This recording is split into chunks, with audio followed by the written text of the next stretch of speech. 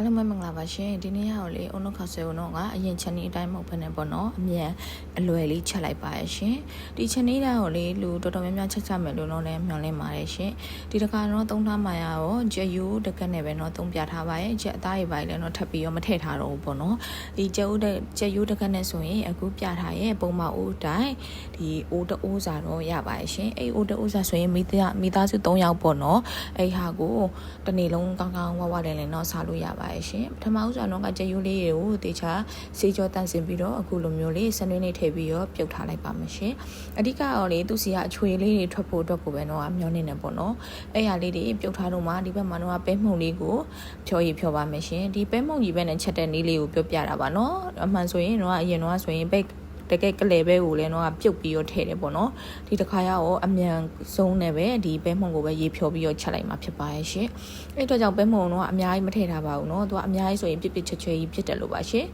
်ကဲအခုကြရိုးလေးတွေကလည်းပြုတ်ထားပြီးရပြီဆိုရင်အဲ့ဒီအယိုးလေးတွေကိုဖယ်ထုတ်လိုက်ပြီးတော့အရေလေးကိုတော့ရေနွေးထပ်ရောပြီးတော့အရင်တဲထားလိုက်ပါမယ်ရှင်ပြီးရင်ဟိုမှာတော့ကြရိုးနှွန်လိုက်တယ်ပေါ့နော်ကြရိုးနှွန်တဲ့အပိုင်းတော့ဗီဒီယိုထဲမှာထည့်ပြီးတော့မရိုက်ပြတော့ပါဘူးနော်ပြီးတော့ရင်တော့ပဲပြားလေးတွေကိုအခုလိုပပလေးတွေလုပ်ပြီးတော့အရင်ဆုံးဟိုဘက်ဒီဘက်လှမ်းပြီးတော့အရင်ကြော်လိုက်ပါတယ်သူ့ကိုအပေါ်ကြောလေးတင်းအောင်ပဲအရင်ကြော်ရပါတယ်နော်တအားကျက်သွားရဲဆိုရင်စားလို့မကောင်းပါဘူးရှင်နည်းနည်းပြုတ်ပြုတ်လေးနဲ့မှပို့ပြီးစားလို့ကောင်းပါရဲ့ရှင်ပြီးရင်ဒါချင်းရဲ့ကြက်သွန်ဖြူရဲ့စီတက်ထားတဲ့ဟာလေးကိုပြီးတော့အိုးဟင်းကိုထည့်မယ်ကြက်သွန်လေးတွေပေါ့နော်အနေတော်လေးတွေတုံးထားလေးရဲ့ကိုတော့ကမွေးနေအောင်အရင်စီတက်ပေးလိုက်ပါရဲ့ရှင်ပြီးတော့ခုနကကြက်ရိုးနှွင်ရနေပြီးတော့ရတဲ့အသားလေးတွေပေါ့နော်ကဲကြည့်ပါအောင်နော်အသားရအများကြီးရပါရဲ့ရှင်အဲ့အသားလေးတွေကိုပါရောပြီးတော့ပထမဦးစွာအကုန်ထည့်ပြီးစီတက်လိုက်မယ်ဒီထဲမှာတော့အရသာလေးတွေထည့်ပေးထားပါရဲ့ရှင်ပြီးတော့ဒီထဲမှာအုံနုကိုတော့ကတဝက်တီတုံထားပါတယ်ရှင်ဒါကအုံနုဘူးရဲ့တဝက်စာကိုသူနဲ့ရောပြီးတော့ကအရင်အနှစ်လေးတွေထွက်လာရဲ့အထိအုံနုနဲ့နေမွေးလာရဲ့အထိချက်သားလေးကိုအရင်ချက်လိုက်တာဖြစ်ပါတယ်အခုလိုမျိုးလေးတွေဟိုဘက်မှာချက်ထားလို့အုံနုနဲ့လေးမွေးသွားပြီဆိုရင်ဒီဘက်မှာလည်းတော့ကရင်တွင်းတအားမဆူခင်မှာပေါ့နော်ခုနကအစင်သင့်ဖြောထားတဲ့ပဲမှုန်လေးကိုအရင်ထည့်ပြီးတော့ပဲစိမ့်နဲ့ပြောက်တဲ့အထိတောက်လျှောက်မှွေပေးနေရပါရဲ့နော်ဒီနေရာမှာတော့ပြောချင်တာကလေပဲလေးကိုတောက်လျှောက်မှွေပေးပါပဲစိမ့်နဲ့ပြောက်သွားတဲ့အထိကိုတော့မှွေပေးရပါရဲ့ရှင်ပြီးတော့ကပဲမှုန်အများကြီးမသုံးတဲ့အတွက်ကြောင့်သူ့အနေတော်အပြစ်အနေထားရပြီဆိုရင်တော့ဒါရပြီပေါ့နော်ကိုကလိုအပ်ခဲ့တယ်အတားအပြစ်ဖို့လိုခဲ့ရဆိုရင်တော့ပဲမှုန်လေးထည့်လို့ရပါရဲ့ရှင်ပြီးတော့တကြားလေး3စွန်းကိုလည်းတော့ကအချိုလေးများသွားအောင်တကြားလေး3စွန်းထည့်ပေးထားပါတယ်အဲ့ဟာလေးကိုပါရောသမနေအောင်ပေါ့နော်အရင်ဆုံးအခုလိုမျိုးလေးမှွေပေးထားရပါရဲ့ရှင်ဒီနေရာမှာလေမှွေရပြင်းလို့မရဘူးပေါ့နော်အဲ့လိုမျိုးပဲမုံနဲ့နေအားလုံးပျောက်သွားပြီဆိုမှခုနကအုံနုနဲ့စီတက်ထားတယ်ပေါ့နော်ကြက်သားလေးကိုအကုန်လုံးလိုက်ပြီးတော့လောင်းထည့်ပေးလိုက်ရုံပါပဲရှင်ဒါရောက်တအားကိုလွယ်ကူစွာချက်တဲ့နည်းလေးပေါ့နော်တဆင်ချင်းကြီးလုံးမနေတော့ဘူးအကုန်လုံးပေါင်းပြီးတော့စီတက်လိုက်တဲ့သဘောပါပဲရှင်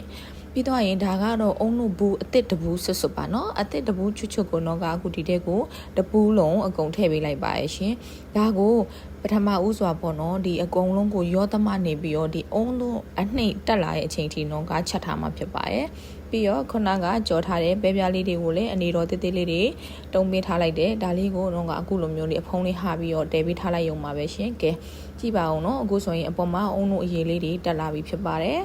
်အခုလိုအုံတို့အရေးတွေအားလုံးတက်လာပြီးဒါချကန်နီးပေါ့နော်အရသာရေးပါအားလုံးပြင်ဆင်ပြီးသွားပြီးထည့်ပြီးသွားပြီးချကန်နီးကြမှာကျန်တဲ့အုံတို့တဝက်ဘူးကိုထည့်ရဖြစ်ပါရဲ့ရှင်အခုလိုမျိုးလေးချကန်နီးကြမှာထည့်ရလေးပို့ပြီးအုံတို့နဲ့လေးကိုမှုံမွေးလေးနဲ့ရကြည့်ရလို့ခံစားမိပါရဲ့ရှင်ကဲဒီတအိုးစာရကိုလေဒါမိသားစု3ယောက်စာဝဝလေးနဲ့စားရတယ်ပေါ့နော်တော့အခုလိုမျိုးလေးထည့်ပြီးသွားပြီဆိုတော့သူ့အဖုံးလေးဟာစီလေးလုပ်ပြီးတော့ကြာရထိခဏလောက်ထားပေးထားလိုက်ရုံပါပဲရှင်ကဲကြည့်ပါအောင်နော်အပေါ်မှာအုံတို့အစီခဲတွေနဲ့အကုန်လုံးတက်လာပြီပေါ့နော်ဒီကြားထဲမှာကိုကလှုပ်ရှားရှာလှုပ်လို့ရပြီပေါ့နော်ခေါက်ဆွဲပြုတ်တော့လို့ပါအောင်တော့ပြင်ဆင်လိုက်ပါတယ်ငရုတ်သိမုံတွေပါလှုပ်တယ်ပေါ့နော်ဒီကြားထဲမှာတော့အဲ့လိုပြင်ဆင်လိုက်ပါရှင်ကဲအခုဆိုရင်ဒါအုံတို့ခေါက်ဆွဲလေးရပါပြီရှင်ဒီအောင်ပြောဖို့မေ့သွားရင်နော်ဒီအုံတို့ခေါက်ဆွဲဦးလည်းတော့အယောင်တမှုမပါပဲနဲ့ကလေးပါစားလို့ရအောင်အဖြူတယ်လေးချက်ထားတာဖြစ်ပါရှင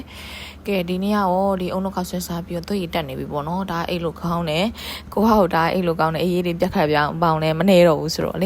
ေဒီနေ့ရောတချိုးတဲ့အိတ်တော့ပါပဲရှင်ကဲစားကြပါအောင်ရှင်အုံတို့ခေါက်ဆွဲလေးပါရှင်ကျေးဇူးအများကြီးတင်ပါတယ်